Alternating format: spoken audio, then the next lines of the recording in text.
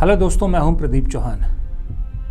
दोस्तों, एक वक्त हुआ करता था कि हिंदुस्तान में ये बड़ी चर्चा हुआ करती थी कि भाई यूरोपियन देशों में, विदेशों में, अमेरिका में इतने डाइवोर्स क्यों होते हैं।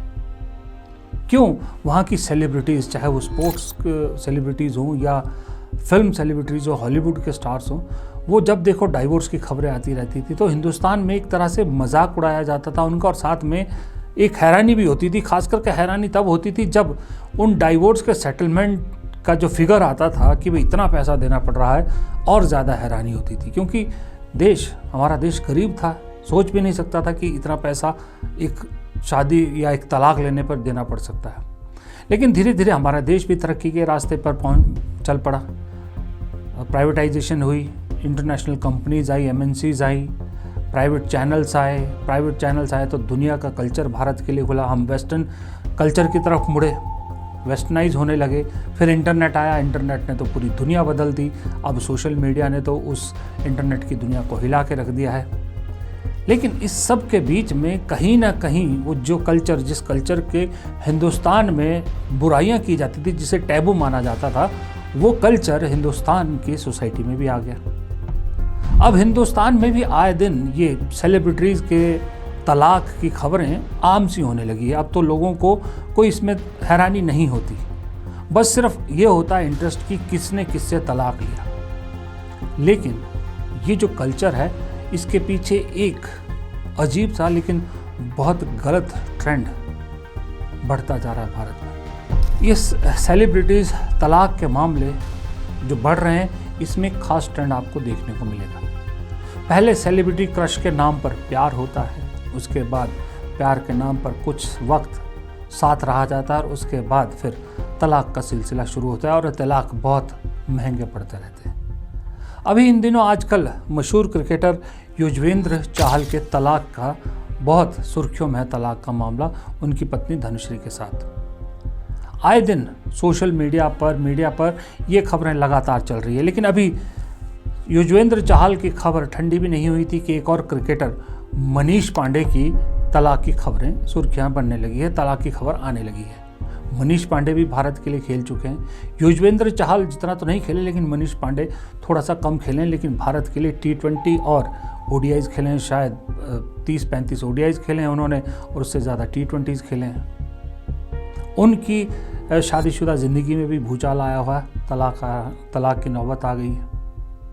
इससे पहले आप क्रिकेटर में देखिए, हार्दिक पांड्या का तलाक हुआ, शिखर धवन का तलाक हुआ, मोहम्मद शमी का तलाक हुआ, उसके अलावा उससे पहले दिनेश कार्तिक का तलाक हुआ। बॉलीवुड में देखिए आप, ऋतिक रोशन हो, अरबाज खान, मलाइका अरोड़ा हो, और कितने ही ऐसे तलाक के मामले आपने हाल फिलहाल में देखे होंगे। ये भारत में ये तलाक का ट्रेंड सेलिब्रिटीज़ में क्यों बढ़ रहा है? जो जानकारों का मानना है कि भारत में ये तलाक का ट्रेंड इसलिए बढ़ रहा है, खास करके इंडियन सोसाइटी में। देखिए क्यों, वो कह रहे हैं कि financial independence for women, the demanding nature of the entertainment industry, public scrutiny, potential for boredom within high profile relationship, and a lack of focus on building a strong foundation for marriage due to career pressure. ये कारण है भारत में जो celebrities divorce के मामले बढ़ते जा रहे हैं। लेकिन सेलिब्रिटी डाइवोर्स क्या सिर्फ एक ही कारण है, या इसके अंदर कुछ और ट्रेंड है जो ज़्यादा खतरनाक है? आज उसी को जानने की कोशिश करते हैं, जरा इन सेलिब्रिटीज़ के जो तलाक के मामले हैं उसको देखते हुए। अगर आप इन सब तलाक को ध्यान से देखिएगा तो आपको एक चीज़ बड़ी सब में कॉमन दिखेगी। वो कॉमन ये है कि दोनों में से एक पार्टनर शादी से पहले बहुत गुमनाम जैसा था, जिसका कोई नाम नहीं था, लेकिन जैसी ही शादी हुई उसका नाम हो गया, और जब उसका नाम हुआ तो ही तलाक की नौबत आई। अब आप शुरुआत युजवेंद्र चहल से ही कर लीजिए। Yuzvendra Chahal hardcore cricketer, body shaming के सबसे ज़्यादा शिकार होने वाले क्रिकेटर बेचारे। मुझे लगता है युजवेंद्र चहल की बॉडी शेमिंग जितनी हुई है उतनी किसी क्रिकेटर की नहीं हुई होगी। कभी उन्हें चूहा कहा जाता है, कभी एक जो रियलिटी शो में जो पहलवान है गीता फोगाट उन्हें अपने कंधों पर घुमाती है, कभी वो शादी के बाद अपनी ट्रॉली लेके चले होते हैं तो उसको लेके मजाक उड़ता है। इतनी बॉडी शेमिंग हुई इस शख्सियत की, लेकिन फिर भी उसने हिम्मत की एक लड़की से प्यार करने की, जिस लड़की के डांस स्कूल में वो डांस सीखने जाते थे। उनका नाम था धनुश्री। तब तक धनुश्री क्या थी? धनुश्री एक बहुत छोटी मोटी कोरियोग्राफर थी और मेरे ख्याल बमुश्किल 1,00,000-1,50,000 उनके सोशल मीडिया पे फॉलोवर थे। ये उनकी प्रोफाइल थी, ये उनकी पहचान थी तब तक। लेकिन जब युजवेंद्र चहल के साथ उनका नाम जुड़ा, युजवेंद्र चहल की वो पत्नी बनी, तो अचानक से धनुश्री बहुत बड़ा नाम हो गया। धनुश्री के इन्फ्लुएंसर, उसमें सोशल मीडिया पे सब्सक्राइबर, फॉलोअर्स बढ़ गए। वो एक बड़ी कोरियोग्राफर मानी जाने लगी, म्यूज़िक वीडियोज़ में आने लगी, क्योंकि उन्हें ऊपर लाने में युजवेंद्र चहल ने भी पूरा साथ दिया। प्रोफेशनल क्रिकेटर होने के बावजूद युजवेंद्र चहल आए दिन धनुश्री के साथ उनकी रील्स में नज़र आते थे। अब उनकी रील्स में वो कर पाते थे या नहीं कर पाते थे, उनको प्यार ज़्यादा मिलता था या मजाक ज़्यादा मिलता था, ये अलग बात है, लेकिन कोशिश ईमानदार युजवेंद्र चहल की हर बार रहती थी। और चहल के चाहने वाले उन जो वीडियोज़ है, उन जो रील्स है, उनको लाइक करते थे और धीरे धीरे वो धनुश्री को फॉलो करने लगे, उनके सब्सक्राइबर बन गए और धनुश्री बड़ा नाम हो गया। लेकिन वो कहते हैं ना कि जब कोई किसी और के कंधे पे चढ़ के सक्सेस हासिल करता है तो दिमाग ख़राब होने में भी ज़्यादा वक्त नहीं लगता। मुझे नहीं मालूम उन दोनों के बीच में क्या दिक्कत है, और ना ये मेरा काम है कि उनके पर्सनल रिलेशन पे मैं कमेंट करूं, पर मैं एक ट्रेंड की बात कर रहा हूं। धनुश्री बड़ा नाम हुआ तो डिफरेंसेस आने लगे और नौबत अब तलाक तक आ गई है। तो धनुश्री तो अभी भी अपने काम में जुटी हैं। युजवेंद्र चहल हाल ही में एक वीडियो उनका जब दिखा कि वो शराब के नशे में धुत हुए बड़े मायूस से नज़र आ रहे हैं, तो उससे समझ में आता है कि दरअसल उन्होंने इस चीज़ को कितनी गहराई से लिया है, उन पर कितना असर हुआ है। इसका असर जाहिर सी बात है उनके क्रिकेटिंग करियर पर भी होगा। जब आदमी इतना टूट जाता है तो फिर कुछ करने की जो है वो नौबत नहीं रहती या हालत नहीं रहती। अब इसी तरह मनीष पांडे, जिनका मैंने दूसरा नाम लिया, अच्छे खासे क्रिकेटर, भारत के लिए खेले, IPL खेलते हैं। इन्होंने जिनसे शादी की उनका नाम है शायद अश्रिता शेट्टी। वो तमिल फिल्मों में छोटी मोटी एक्ट्रेस हैं, तो 1-2 तमिल फिल्मों में छोटे छोटे रोल किए हैं उन्होंने। उन्हें भी कोई नहीं जानता था, लेकिन मनीष पांडे से शादी करने के बाद उन्हें धनश्री जितना फेम तो नहीं मिला, लेकिन लोग जानने लगे। अब जानने लगे तो जाहिर सी बात है उनका नाम हुआ तो वहाँ भी दिक्कत आ गई, वहाँ भी ईगो क्लैश होने लगे। और कहा जा रहा है कि मनीष पांडे के साथ उनका भी जो है वो जो र्यूमर है कि भाई उनका भी सेपरेशन के र्यूमर है, क्योंकि एक दूसरे को अनफॉलो कर दिया है सोशल मीडिया प्लेटफॉर्म पर इन दोनों ने भी। ये हाल दूसरे क्रिकेटर का। अब उससे थोड़ा पीछे जाइए तो एक बड़ा मशहूर केस हुआ था, हार्दिक पांड्या, भारतीय क्रिकेट के जो है ना वो कहते हैं हार्डकोर जो लवर बॉय इमेज थी उनकी, या यूँ कह सकते हैं सुपरस्टार है इंडियन क्रिकेट के। T20 हो, ODI हो, ज़्यादा उन्हीं बहुत अहम रोल अदा करते हैं। उन्होंने एक शादी की थी जो एक छोटी मोटी एक्ट्रेस थी, क्योंकि उन्होंने भी कोई बहुत बड़े तीर नहीं मारे थे इंडियन फिल्म इंडस्ट्री में। नताशा, शायद किसी रशियन जो USSR से टूटी कंट्री है उनमें से किसी एक कंट्री से हैं, मैं एग्जैक्टली नाम भूल गया उनके, जिस देश की वो रहने वाली हैं। हार्दिक पांड्या से मिलती है, काफ़ी डेट करती हैं, रिलेशन चलता है। कोविड में शादी भी करते हैं चुपचाप, बच्चा भी होता है। उनके वीडियोस देखे मैंने, बहुत वीडियोस बनाती थी वो भी। उन्होंने उसके बाद सोशल मीडिया में अपने वीडियोस अपलोड करने शुरू कर दिए थे। हार्दिक पांड्या के साथ वीडियो होते थे तो जाहिर सी बात है रीच बढ़ गई, नाम नताशा का भी बड़ा हो गया। नताशा को सब लोग जानने लगे क्योंकि हार्दिक पांड्या के साथ उनका नाम जुड़ा था, हार्दिक पांड्या की वाइफ थी। लेकिन अल्टीमेटली एक बच्चा होने के बावजूद तलाक हो गया उनका। उससे पीछे जाओ, उससे पहले एक बहुत ही मशहूर क्रिकेटर जिसने शायद तलाक का सबसे बड़ा दंश जिसने झेला, मोहम्मद शमी, भारत के एज फास्ट बॉलर। उनकी पत्नी जो है हसीन जहां, लंबा अफेयर चला, हसीन जहाँ भी कुछ नहीं थी, एक मॉडल थी, छोटी मोटी मॉडल थी। मोहम्मद शमी से मिली, प्यार हुआ, शादी हुई, तो मोहम्मद शमी के साथ हसीन जहाँ का भी नाम हो गया, एक प्यारी सी बिटिया भी हुई। लेकिन उसके बाद दोनों में ऐसे डिफरेंसेस आए कि हसीन जहाँ ने जहाँ भर के आरोप मोहम्मद शमी पे लगा दिए, मैच फिक्सिंग से लेकर डोमेस्टिक वायलेंस तक, क्या क्या आरोप नहीं मोहम्मद शमी को झेलने पड़े। लेकिन उस आदमी के जो जिगरा है उसको मैं सैल्यूट करना चाहूँगा। इतना कुछ होने के बावजूद उस आदमी ने हार नहीं मानी, क्रिकेट भी साथ साथ खेलता रहा और आज भी भारतीय टीम का अहम हिस्सा है। ये एक बड़ा मामला हुआ था।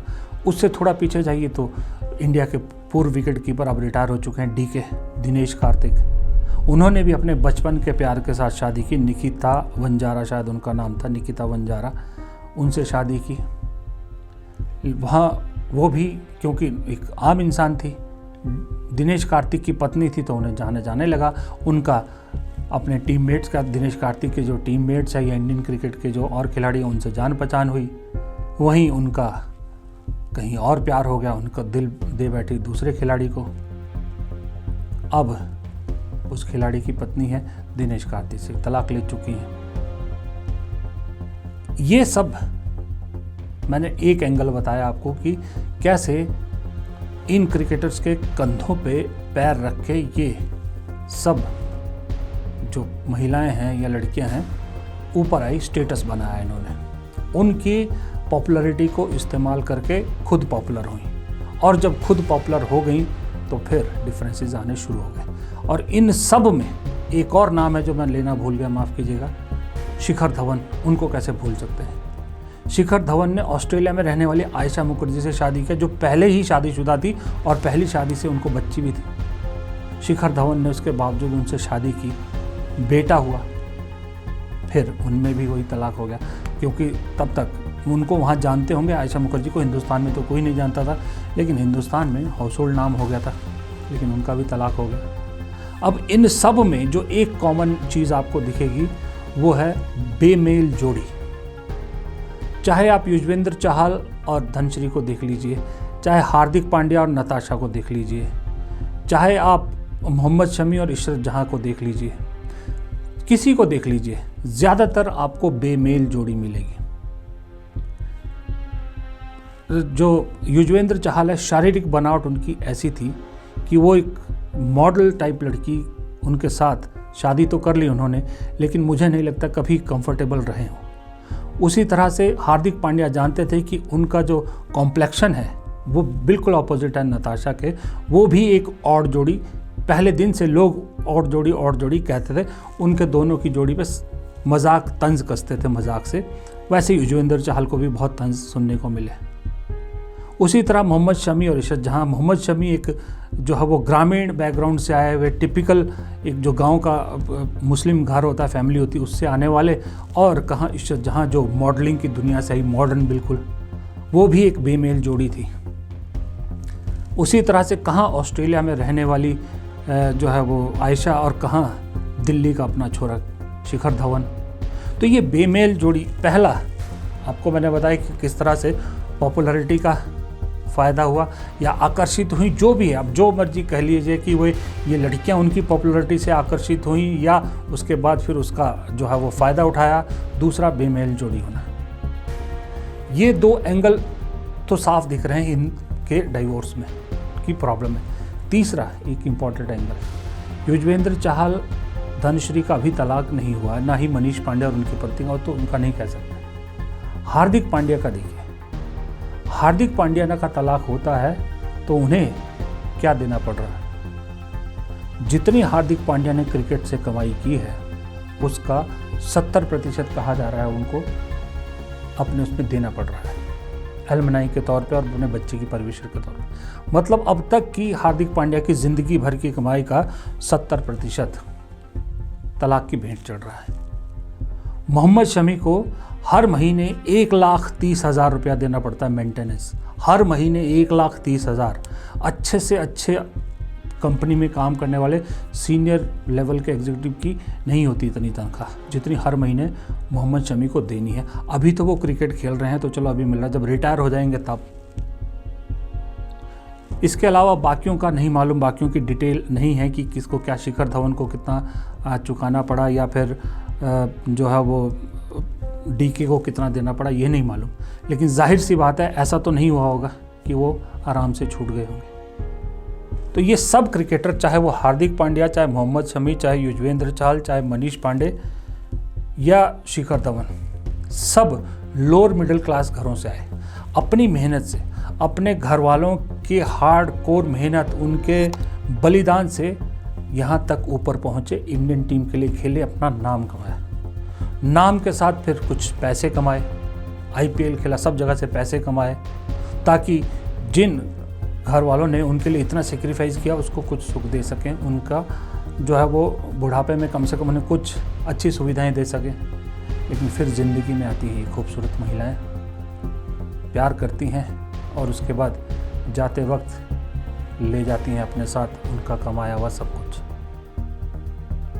ये 3 एंगल, आपको ऐसा नहीं लगता कि ये ज़्यादा खतरनाक है बनिस्बत बढ़ते हुए तलाक के मामलों से? ये 3 एंगल से आप देखिएगा तो आदमी अपने बच्चों को बड़ी मेहनत से स्पोर्ट्स पर्सन बनाता है, सारी ज़िंदगी एक तपस्या करता है, बच्चा भी तपस्या करता है, उसके माँ बाप भी तपस्या करते, तब जाके भारत के लिए खेलने का मौका मिलता है, तब जाके नाम बनता है, तब जाके नाम के साथ पैसा आता है। और कोई लड़की अचानक से एक दिन उनकी ज़िंदगी में आती है, कुछ साल उसके साथ रहती है, फिर ज़िंदगी में तहलका मचा के जो कमाया होता है उसका बहुत बड़ा हिस्सा लेकर चली जाती है, या ज़िंदगी भर के लिए एक बोझ फिक्स कर जाती है। ये असल डरने की बात है। और ये कहानी सिर्फ क्रिकेटर्स के साथ नहीं है, फिल्म इंडस्ट्री में भी यही है। अब आपके सामने एक बड़ा मामला है ऋतिक रोशन और सुजैन खान का। ऋतिक रोशन बड़े स्टार थे, सुजैन खान बेशक एक जो है सेलिब्रिटी बाप की बेटी थी, लेकिन उन्हें कौन जानता था उससे पहले, जब तक ऋतिक रोशन से शादी नहीं हुई थी। जब ऋतिक रोशन से उनकी शादी हुई तब सुजैन खान कौन है पता लगा लोगों को।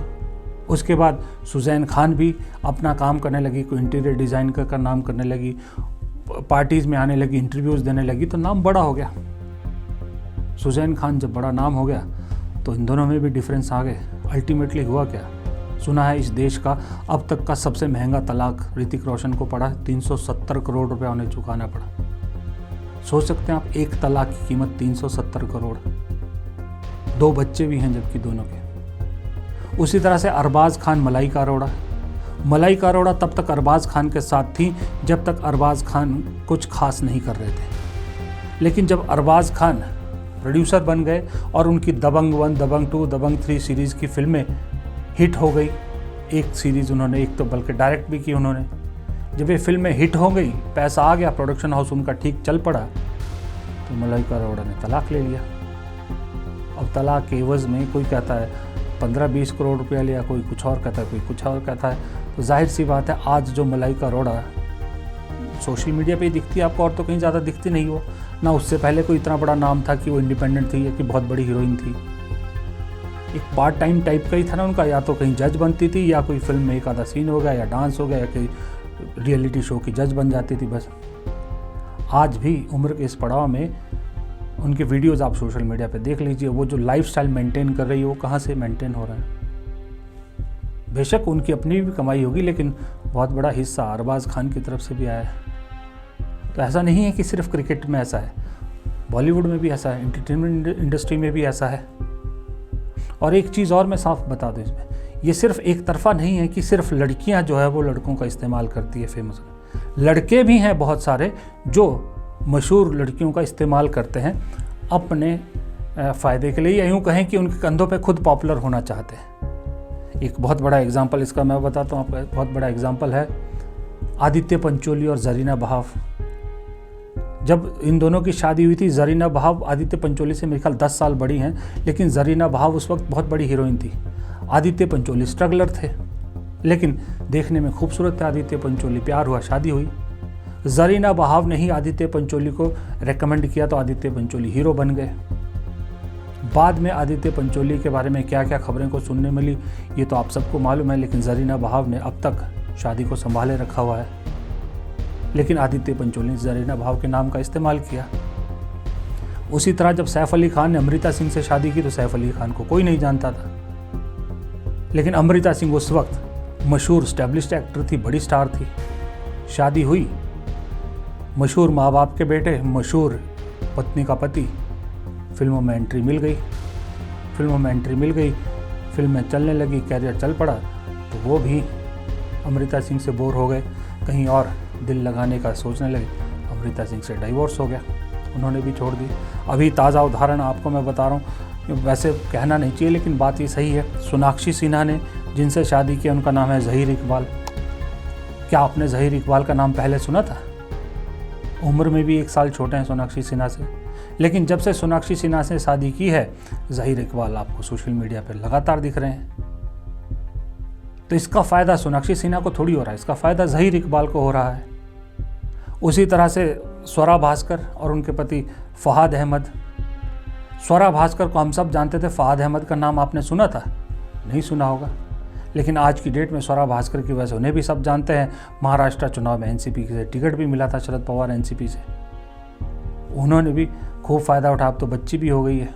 यही बात आप मशहूर कॉमेडियन भारती सिंह के बारे में भी कह सकते हैं कि जिनके पति हर्ष को पहले कोई नहीं जानता था। जब वो भारती सिंह के साथ रिलेशन में आए, उनसे शादी की, तो हर्ष को सब जानने लगे।